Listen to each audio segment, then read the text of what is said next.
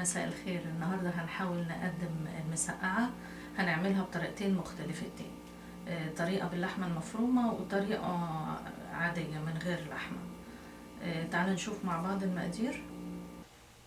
مقادير المسقعة باللحمة المفرومة: معلقة سمنة كبيرة، فلفل شطة حوالي نص قرن وده ممكن استغناء عنه، وجوز الطيب او 7 توابل، ملح، وبصلة كبيرة مقطعة صغير، وفلفل اسود، وصلصة طماطم، وحوالي نص كيلو لحمة مفرومة، البدنجان ده انا يعني رشيت عليه ملح وسبته لمدة ساعة، وبعد كده قليته في الزيت، وبعد كده صفيته سبته في المصفى دي. يعني انا قليته امبارح، سبته في المصفى دي، قعد نزل كل الزيت اللي فيه، يعني هو دلوقتي مفيهوش زيت خالص. اول حاجه هعملها، هجيب طاسه صغيره كده واولع النار، وبعد كده اضيف السمنه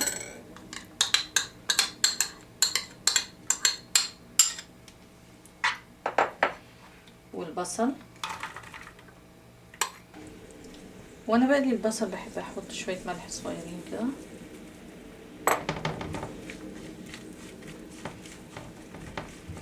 البصل ده ما حمرهوش قوي، يعني يصفر كده او حتى يدبل كمان. تاني كده كفايه. اضيف اللحمه،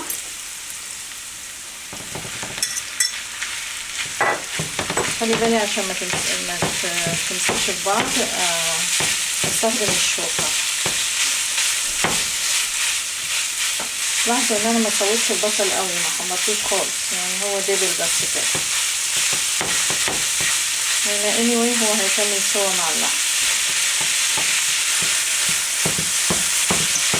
انا مش عامله كميه كبيره لان انا هعمل تاني مسقعه تانية من غير لحمه، فقسمه كميه البدنجان على صينيتين صغيرين.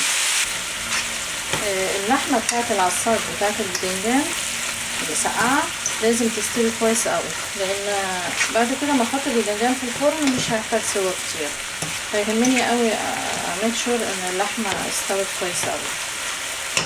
كده خلاص هضيف لها بقى التوابل بتاعتي،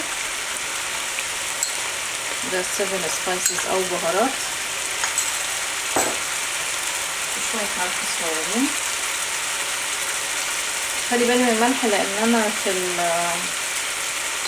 البدنجان وانا بقليه حطيت شويه ملح، ممكن احط شويه فلفل او ما احطش، ده اوبشن يعني. كده حطيت almost كل حاجه. ابتدي اعمل المسقعه من غير لحمه. برضو بكون مجهزه بصله كبيره مقطعه صغير، وحوالي نص فلفل احمر بس، وبقيه الفلفل الشطه ده حوالي نص قرن صغير، وملح، والبدنجان بتاعي وفلفل اسود، والصلصه نفس الطريقه، وزيت. احط الزيت، بعد كده البصل،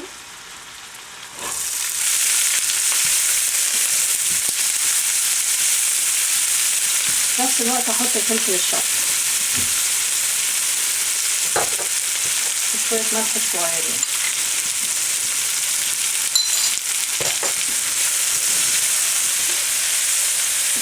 برضو ما حمروش كتير قوي يعني،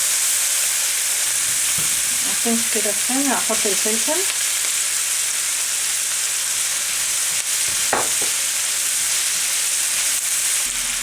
بعد كده احط فلفل اسود،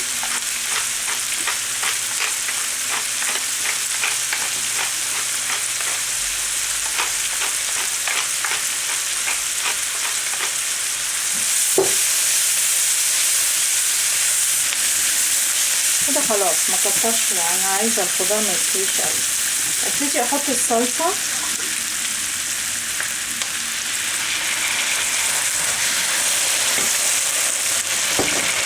خلي بالي من الملح برضو، واحط هحط كمان شوية مية مش كتير. بعد كده استنى ما يغلي.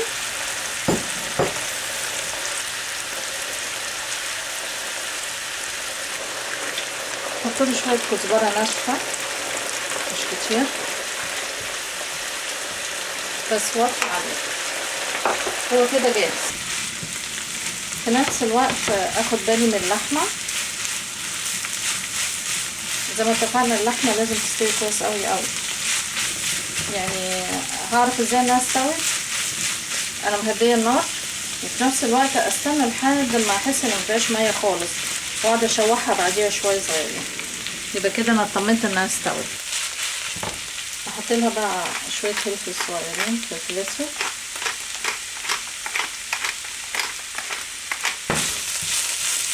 كده تقريبا خلاص. انا زي ما احنا شايفين اللحمة احمرت وقعدت اشوحها شوية. هي كده اوكي. ابتدي احط الطماطم. احط لها شوية طماطم، مية،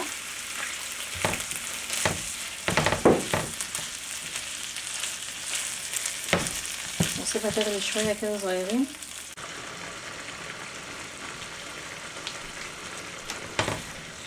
هي كده خلاص غليت وجاهزة. ابتدي اجهز الصواني اللي هحط فيها. اول حاجة بعملها بحط شوية من الصلصة، يعني بالنسبة اللي هو باللحمة المفرومة احط شوية في القعر الاول، وابتدي ارص الباذنجان.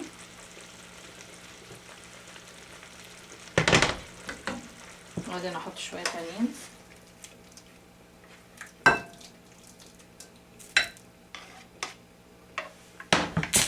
وطبقة تانية.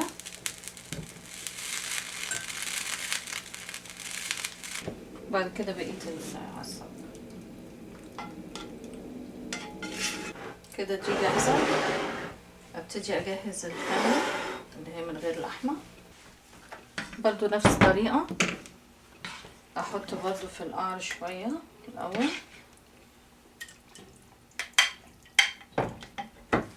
ورص الباذنجان.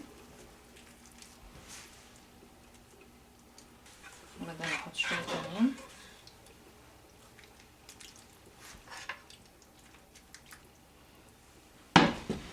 دي هتبقى شوية سبايسي لان حطيت عليها فلفل شطة. كده كل الكمية.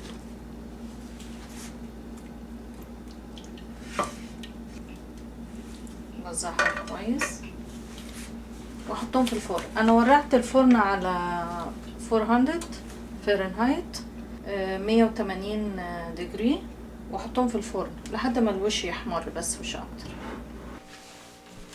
زي ما احنا شايفين استوت واحمر وشها. دي المسقعة باللحمة المفرومة ودي العادية اللي هي بالفلفل. واشكركم جدا والى اللقاء.